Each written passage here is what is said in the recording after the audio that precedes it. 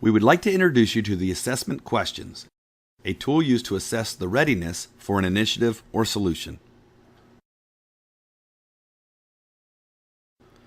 Within the context of the napkin, the assessment questions focus on all three dimensions. We would define the assessment questions as a set of questions to assist stakeholders through their assessment and decision-making process. So, why is it important for us to use? Simply, by using the assessment questions, we can intentionally uncover and align critical business priorities, identify key requirements, and establish clear criteria to measure the success for initiatives and solutions. This will ensure stakeholders do not waste their precious time and scarce resources.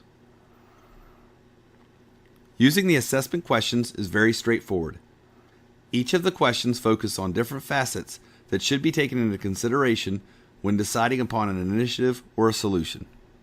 Here are a few examples.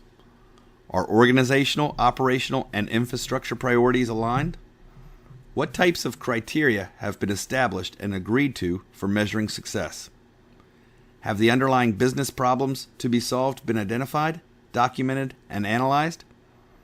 Answering questions like these ensure initiatives and solutions start and stay on the fastest path possible from inception to completion. Bringing the assessment questions to life in a dialogue is easy. It starts by explaining the purpose for the assessment questions. Simply, they are designed to help stakeholders work through their decision-making process for initiatives and solutions to ensure everyone's efforts produce the greatest results with the least amount of time and resources. After sharing the purpose for the questions, it is time to get to work.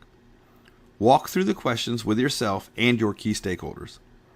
Some of the questions will be easier to answer than others, and some of the questions may intentionally go without answers.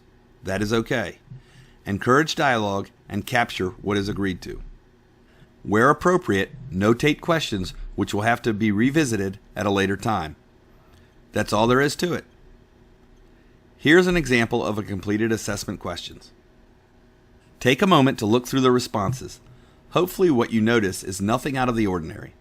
More specifically, through the use of straightforward questions, everyone has a chance to contribute and get on the same page with regards to making a decision about an initiative or solution. As this example highlights, there are a number of expected outcomes you can count on whenever you use the assessment questions with a group of stakeholders.